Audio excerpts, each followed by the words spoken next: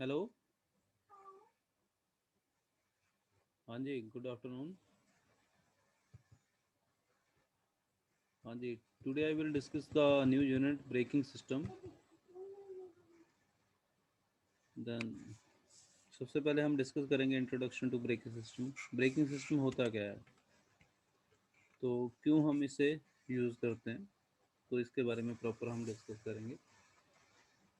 The construction and operation of various types of braking system used in automobile vehicle. तो normally जो हमारा जो braking system है, हम ऑटोमोबाइल सिस्टम में या गाड़ियाँ वगैरह या बाइक वगैरह में यूज़ करते हैं। तो brakes are one of the most important control component of the vehicle.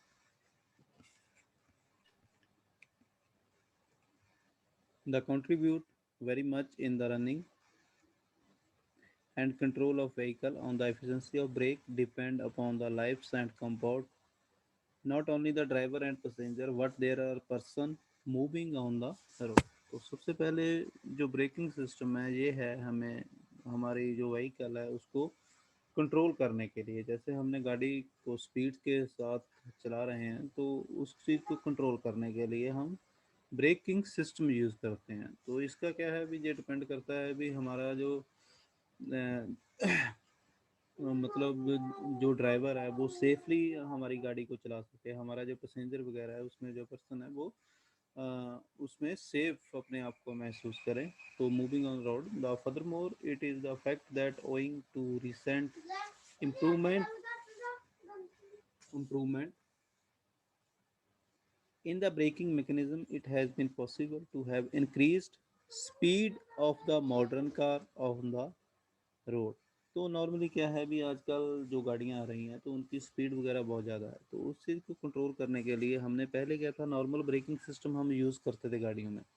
लेकिन धीरे धीरे जैसे हमारी जो गाड़ियां वगैरह है, व्हीकल है, मोटरसाइकिल हैं, तो उनकी स्पीड वगैरह इंक्रीज होगी। तो उसी के हिसाब से हमारा जो जो ब्रेकिंग सिस्टम है उस चीज़ को हमने इम्प्रूव कर दिया। पहले क्या था, भी हम फोर्स लगाते थे, फोर्स लगाने के बाद अगर हमने एग्जांपल देता हूँ 10 kg हमने लोड डाला है, उस पर फोर्स लगाई है, तो उसके बाद क्या था, भी वो अ, उसके हिसाब से हम आगे उसे ब्रेक हम व्हीकल को रोक सकते थे। लेकिन अब क्या है, हाइड्रोलिक सिस्टम है। तो हाइड्रोलिक सिस्टम में क्या है, अभी हमें कम फोर्स की ज़रूरत पड़ती है व्हीकल को रोकने के लिए। वो एक मॉडर्न टेक्नोलॉजी है जो हमारे पास है, hydraulic braking system. The braking system used most frequently operate hydraulically by pressure applied through a liquid. These are a foot operated brake that a driver normally use to slow or stop the car. They are called the service brakes. In addition, all cars have the parking brake system, which is the mechanically operated by the separate foot of hand lever. Then, on some trucks and buses, the braking system is operated by air pressure pneumatically. This type of brake in an air brake, many boat and camping trailer have electric brakes। तो normally क्या है, अभी जो गाड़ियां हैं वगैरह में हम हाइड्रोलिक सिस्टम यूज़ करते हैं, जो हमारी कार्स वगैरह होती हैं। लेकिन जो इन्होंने ट्रक्स बसेस का लिया है तो उसमें क्या है, अभी हमारे पास air pressure pneumatically type brake system होता है। तो हाइड्रोलिक में हम एक लिक्विड यूज़ करते हैं, लिक्विड यूज़ करते हैं, तो हम जैसे उसको जिस प्रेशर के साथ कंप्रेस करेंगे उस हिसाब से वो हमारा जो ब्रेकिंग सिस्टम है वहाँ पे काम करेगा। लेकिन अ, जो हमारे पास नॉर्मली जो गाड़ियाँ हैं, तो ट्रक है, बसेस वगैरह हैं, तो उनमें air pressure braking system pneumatically system होता है। ये भी हाइड्रोलिक के सिस्टम की तरह एक मॉडर्न टेक्नोलॉजी के थ्रू ही ये सिस्टम बनाया गया है। All the braking system depend upon the all the braking system depend upon friction between moving parts and stationary part for their stopping force। अब ब्रेकिंग का क्या है, सिस्टम क्या है, भी ये जब हमारे जो गाड़ी अगर हमारी चल रही है स्पीड के साथ, वो उसके जो व्हील है वो रोटेट कर रहे हैं, टायर्स घूम रहे हैं, तो उस चीज़ को रोकने के लिए हम वहाँ पे जो मैंने आपको पहले भी बताया था, भी जैसे शूज़ लगे होते हैं, वहाँ पे हम गाड़ी को रोकते हैं तो वहाँ पे वो उसे फ्रिक्शन का उसको जकड़ लेते हैं। जब हम उस पर फोर्स डालेंगे तो स्प्रिंग क्या है, धीरे धीरे उस चीज़ को कंप्रेस करेगा जहाँ पे शू लगे हुए हैं, तो वो हमारी जो गाड़ी है वो धीरे धीरे रुक जाती है। Braking efficiency is the ratio between the retarding force and the weight of vehicle, it is expressed as percent है। अब क्या है ब्रेकिंग एफिशिएंसी कैसे निकालेंगे, भी हम वैसे वो डिपेंड करेगा भी जो हमारी गाड़ी है उसका वेट कितना है, किस हिसाब से हमने कैसे हम उसे यूज़ कर रहे हैं। अगर बड़ी गाड़ियां हैं हमारे पास तो वहाँ पे वो हमें उतनी ज़्यादा एक्स्ट्रा फोर्स लगानी पड़ेगी उसको रोकने के लिए। इसी हिसाब से जो छोटी गाड़ियां हैं हमारे पास वहाँ पे हम कम फोर्स लगाते हैं। तो ये डिपेंड करता है भी हम एफिशिएंसी तभी फाइंड आउट कर सकते हैं अगर हमें ये चीज़ पता हो कि कितना वेट है, कितना उसको रोकने के लिए कितनी फोर्स हमें वहाँ पे लगानी पड़ेगी। अब necessary for of A braking system, क्यों जरूरत क्यों पड़ती है हमें इस सिस्टम की। तो अगर ये ब्रेकिंग सिस्टम नहीं होगा तो हम अपनी गाड़ी वगैरह को कैसे रोकेंगे, कैसे उसको जो रनिंग पे होगी मूव कर रही है तो उसको कैसे हम उसकी स्पीड करेंगे। तो नॉर्मली फ्रिक्शन होता था वहाँ पे, रोड फ्रिक्शन मैं आपको बताता हूँ। जैसे इन्होंने पहले लिखा है, जैसे नॉर्मली आज से काफ़ी टाइम पहले इन्होंने जो ब्रेकिंग सिस्टम है उसमें क्या था भी, एक तो उसकी स्पीड है जो स्लो कर दो जो व्हीकल है हमारा, तो उससे गाड़ी तो थी रुक रुक जाती थी लेकिन धीरे धीरे आगे रुकती थी। वहाँ पे हम फोर्स लगाते थे, रोड फ्रिक्शन हो जाता था। तो in an automobile if the pressure from accelerator pedal is removed, the vehicle tend to slow up because of wind resistance, drag of engine, and road friction. These force of cause would stop the vehicle. What in the present day traffic, this would be quite unpractically and dangerous. The braking system provide added friction to overcome motion and to slow up or to stop of the vehicle. The momentum of kinetic energy developed by the vehicle when the motion is converted into the heat energy. Why the friction of brake shoes and drum which is dissipated into the surrounding air। तो break shoes लगे होते हैं, वहाँ पे drum लगा होता है जिसके थ्रू हम हमारी गाड़ी को रोकते हैं, जहाँ पे हमारे जो पैडल के थ्रू हमारी फोर्स लगती है। तो फोर्स लगने वजह से वो हम उसे रोक सकते हैं, क्योंकि वहाँ पे एक जो स्प्रिंग लगा होता है वो पैडल के साथ आगे अटैच होता है। वो अटैच होने की वजह से वो जो ब्रेक शूज लगे होते हैं उसको कंप्रेस करता है। तो ब्रेक शूज कहाँ पे लगे होते हैं, जो ड्रम पे, जहाँ पे हमारे पास हम उसको स्टॉप कर सकते हैं जो गाड़ी चल रही है। फंक्शन ऑफ, नेक्स्ट है हमारा function of brakes. Brakes perform the following function. First, to stop the moving vehicle in the shortest possible time, मतलब हम कम टाइम में उसे रोक सकते हैं। To help to controlling the speed of vehicle and to reduce the speed at turning and other crowd place. अब हमने गाड़ी की स्पीड को कंट्रोल करना है तो उसके लिए भी हमें ब्रेकिंग सिस्टम चाहिए। दूसरा, हमने जो हमारे पास जहाँ पे भीड़ वगैरह ज़्यादा हो, क्राउड ज़्यादा हो, वहाँ पे गाड़ी को कंट्रोल करने के लिए, उसको टर्निंग करने के लिए हमें ब्रेकिंग सिस्टम चाहिए। To hold the vehicle in its stationary position without the presence of operator after it has been brought to a stop।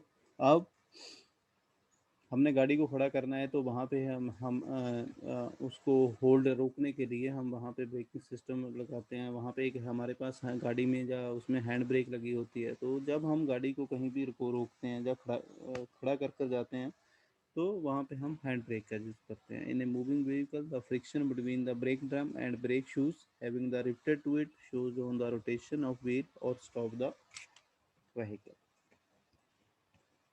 Next है हमारे पास requirement of good braking system.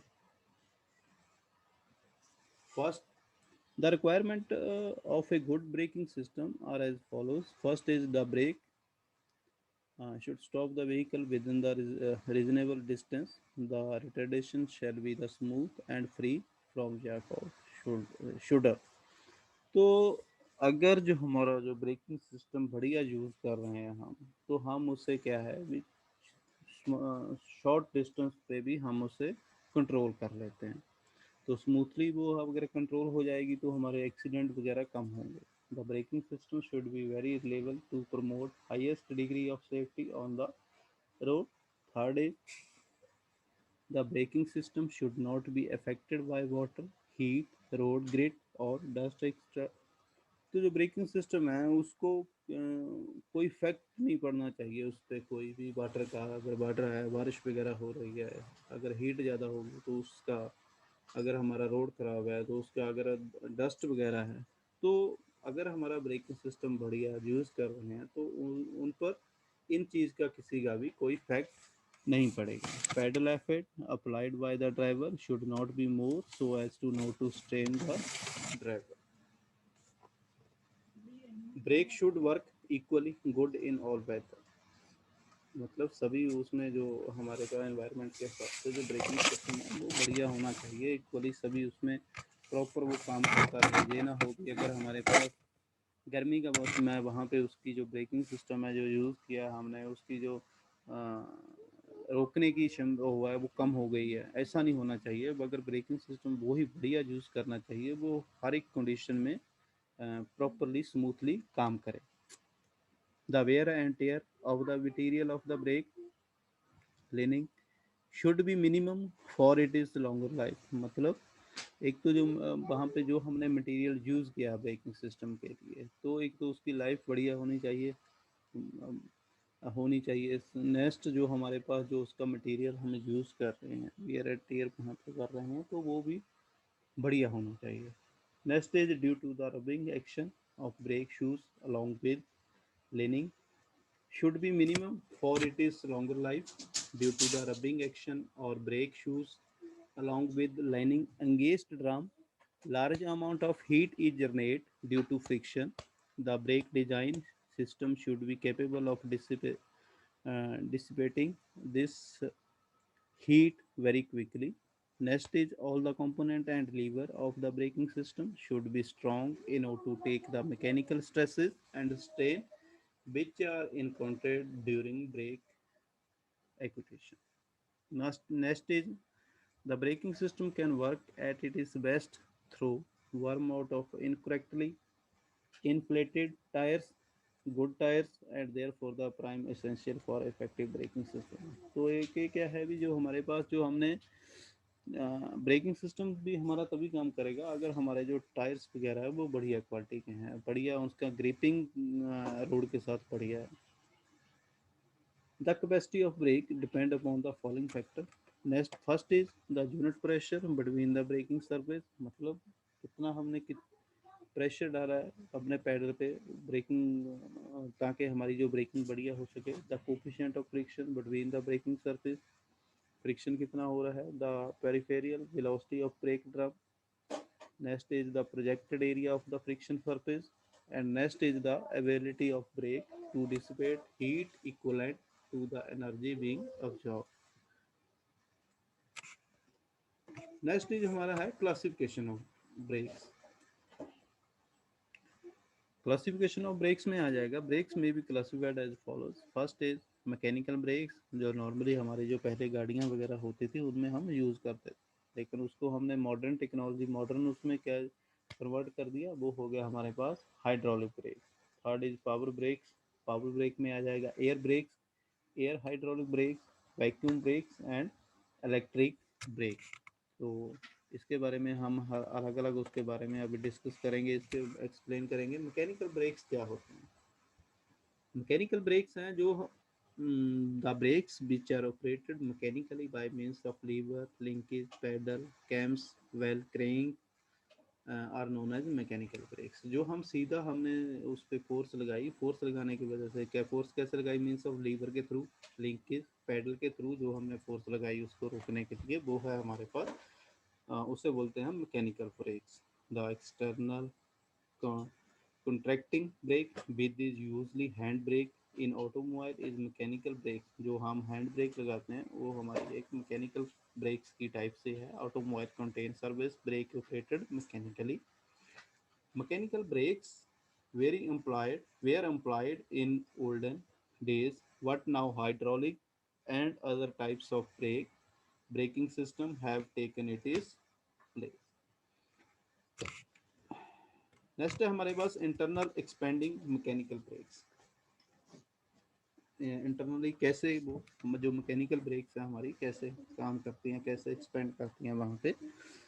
तो जो सबसे पहले इसकी डायग्राम देखो, डायग्राम में क्या दिया हुआ है हमें।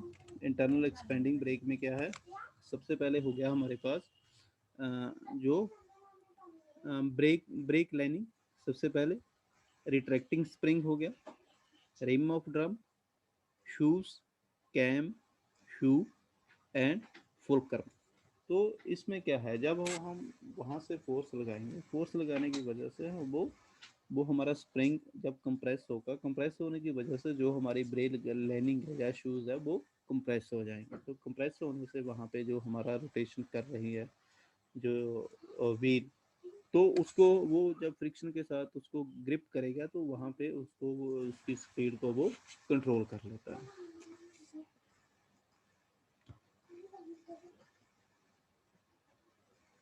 तो इसकी कंस्ट्रक्शन कहते हो कैसे होती है, क्या है कंस्ट्रक्शन, क्या कौन कौन से पार्ट्स हैं इनमें। It consist of two shoes S1 and S2. The outer surface of the shoes are lined with some friction material to increase the frictional coefficient and to prevent wearing away for the metal. Each shoe is pivoted at one end about the fixed fulcrum O1 and O2 and the made to contact a cam at the other end.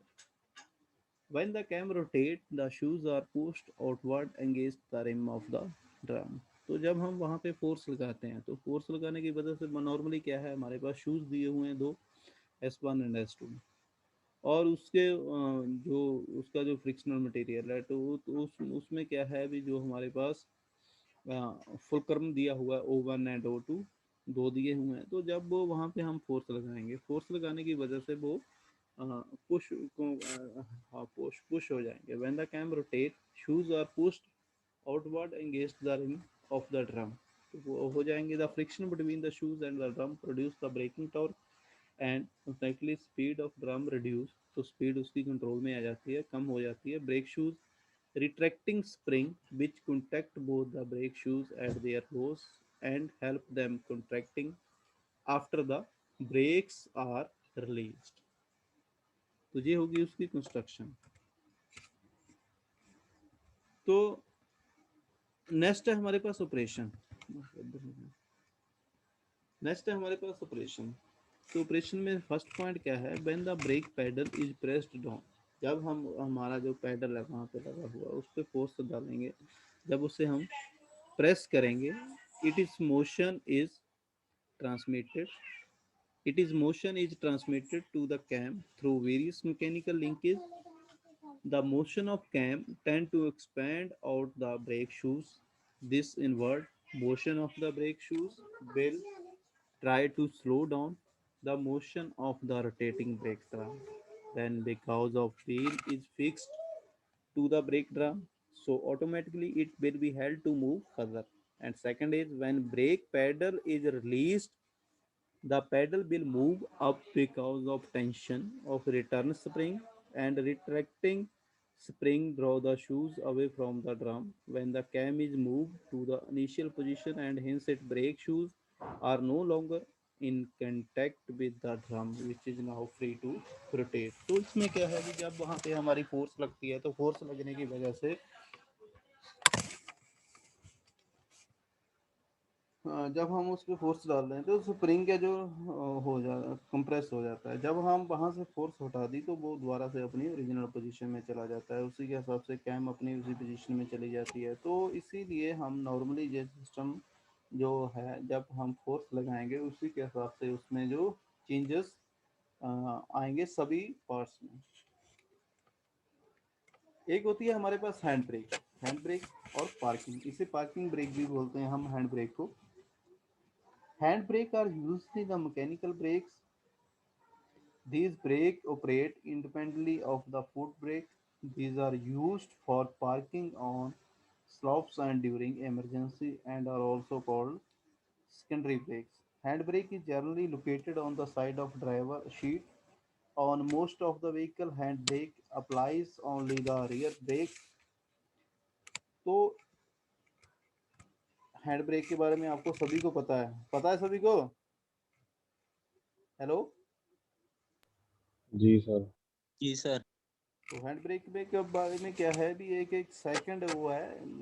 एक तो normal break होगी, hand brake emergency उसमें हम use कर सकते हैं, जहाँ हमने गाड़ी को कहीं पार्किंग किया हुआ है तब हम यूज़ कर सकते हैं इसको। तो ये कहाँ लगी होती है, ड्राइवर के लेफ्ट सीट के साथ लगी होती है। तो इसकी जो डायग्राम है हैंड ब्रेक की, सबसे पहले ये देख लो। हैंड ब्रेक लीवर, तो pivot, primary cable, brake compensator, secondary cable and rear brakes. In order to apply the brakes, the wrist is released first by pressing the wrist release handle, which cause the ball to move up, this engaging the rotation. Then the brake lever is pulled up, will further pull the cable, which in them operates the rear brake mechanically through a linkage operating on the piston of the rear wheel cylinder, which is two halves. The wrist release handle, which had been pressed so far, the released now, so that the valve move the downward spring action and engage with the rest, thus keeping the brakes applied.